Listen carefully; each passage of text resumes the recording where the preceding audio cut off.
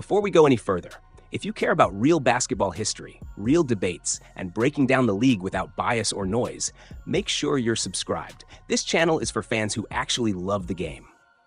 Now let's talk about something uncomfortable. The NBA Slam Dunk Contest has fallen so far that young stars don't even want to touch it anymore. Think about that. Back in the day, if you could jump out of the gym, the dunk contest wasn't optional. It was destiny. It was your moment, your coronation. Michael Jordan used it to build mystique before championships. Dominique Wilkins turned it into theater. Even years later, stars like Blake Griffin and Giannis Antetokounmpo stepped onto that stage. But now, young elite athletes are publicly saying no. That shift didn't happen overnight, and despite popular belief, it didn't start with LeBron James. There's a loud theory that everything changed in 2003. As a rookie, LeBron was expected to compete. That was the tradition. If you were the next big thing, you dunked on All-Star Saturday. But days before the event, he shut it down. No contest, no debate. And for years, fans pointed to that moment as the beginning of the end. It sounds convincing, except the facts don't support it. After LeBron declined, the contest still featured legitimate stars. Dwight Howard turned it into a spectacle. John Wall won as a #1 pick. Paul George participated. Damian Lillard competed. The star power didn't disappear immediately. So what really happened? The dunk contest doesn't die because of one player. It dies in cycles. There was a golden stretch from 1984 to 1990, the Jordan versus Wilkins era. In 1985, they clashed in a final round that felt like heavyweight boxing in the air. Jordan's cradle reverse scored near perfection. Wilkins answered with explosive windmills that shook the arena.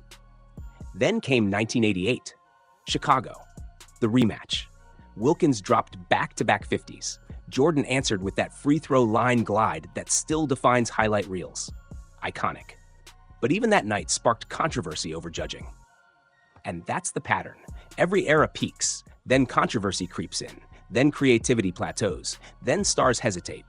The question isn't when it started dying. The real question is, when did players decide the risk wasn't worth the reward? Because once that calculation changed, everything changed. And trust me, it only gets more complicated from here. In 1988, the judges gave Jordan a 50 for that smooth, floating reverse. And that was the thing about Michael Jordan. Even when the dunk wasn't new, it felt new. It looked cleaner, sharper, more iconic. But here's where the controversy starts. Earlier in that contest, Jordan repeated a dunk he had already done and got a 47. The Chicago crowd exploded, booing the judges like they had committed a crime. Then Dominique Wilkins answered with a powerful two-hand windmill, scoring a 45, leaving the door slightly open. That's when Jordan took off from the free throw line. The image became immortal. Judges flashed 50s. The building shook. History was written. But here's the uncomfortable truth. He had done versions of that dunk before. In 1985, in 1987. Still, perfect score. Wilkins felt robbed, many fans agreed, and when he officially stepped away in 1990, that first golden era quietly faded. Then came Era 2, new faces, new hype, and on paper, February 8, 1997 looked promising. A young Kobe Bryant versus Ray Allen and Michael Finley, future stars, all-star talent. But what happened that night almost killed the event entirely. The contest had drifted into gimmicks, pumps, props, blindfolds. The creativity felt forced instead of natural. The first round scores were brutal. Only one player even cracked the 40s. Then Kobe electrified the arena with a between-the-legs dunk that scored a 49. The building woke up. Now pressure shifted to Finley. He attempted a cartwheel dunk and missed badly. It wasn't just a miss. It was awkward, painful. One of the roughest attempts in contest history. Kobe missed a dunk later. Another competitor delivered something basic and forgettable. And somehow, Kobe won the whole thing, despite finishing on a miss. That was it. Not symbolically, literally.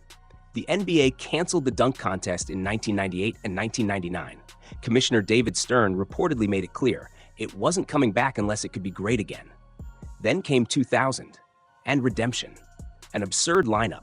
Vince Carter, Tracy McGrady, Steve Francis, and Jerry Stackhouse. Carter's performance that night didn't just win, it detonated the contest back into relevance. A reverse 360 that made Shaquille O'Neal lose his mind. A windmill from behind the rim. Then the between-the-legs windmill that ended with him casually saying, "It's over." That wasn't just a dunk contest. That was mythology. But here's the problem. After Carter, the creativity well started drying up.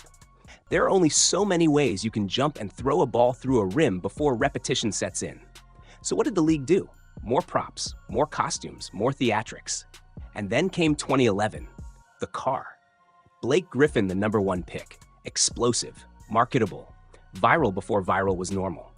Meanwhile, DeMar DeRozan was delivering elite pure dunks, but didn't even make the final. JaVale McGee pulled off a 2-rim dunk and even a 3-ball sequence. Then the Kia rolled onto the court. The crowd shifted from competition to commercial. And in that moment, for many fans, something felt different. Not dead, but compromised. And what happened next would make things even worse. Sometimes cars are obstacles. Sometimes they help you. That was the setup. Then a choir walked out. The arena lights dimmed. The crowd parted. A Kia rolled onto the court like we were about to watch a halftime commercial instead of a dunk contest. And then Blake Griffin jumped over the hood. Not the roof, not the full car, the hood. He took off from just inside the dotted circle, closer than the free throw line, and finished clean. Judges flashed 50s, confetti-level reaction. But for a lot of fans, something didn't sit right. It felt staged, packaged, marketed. Then a report from sports radio host Ben Maller added fuel to the fire. According to him, an itinerary had been emailed out earlier that day, referencing Blake Griffin as the winner of the contest before the event even started. Timing issue? Clerical mistake? Maybe. But perception matters. And February 19th, 2011 became the unofficial end of that era. Not because the dunk was terrible, but because the contest started feeling like a commercial instead of competition. Just when it seemed completely lost, 2016 happened. Zach LaVine versus Aaron Gordon. No choirs, no cars, no gimmicks, just violence at the rim. LaVine floating from the free throw line like gravity wasn't invited. Gordon going under both legs off a mascot assist. Dunks we genuinely hadn't seen before, executed perfectly. For one night, the dunk contest mattered again. It wasn't nostalgia, it was evolution. But then, 2020. Aaron Gordon leapt over Taco Fall, 7'5", and somehow lost in a judging controversy that left the arena stunned. Gordon walked away with 0 dunk contest trophies despite delivering 2 of the greatest performances ever. That one hurt. And then came the strangest twist of all. The contest was revived again, this time by Mac McClung. His dunks were creative, clean, fresh. But here's the irony. The man saving the event wasn't even a full-time NBA star. And that's where we are today. The dunk contest isn't dead, it's in between eras. That's always been the pattern. A golden age, a slow decline. Then one fearless athlete resets the standard. The formula has never been complicated. One creative freak athlete. One basketball. One rim. That's it. When props dominate the conversation, the contest drifts. In 2022, we saw NFTs around necks, Timberlands on feet, branding louder than the dunks themselves. And here's the key difference. When Aaron Gordon used a mascot, nobody remembers the mascot. They remember the under-the-legs finish.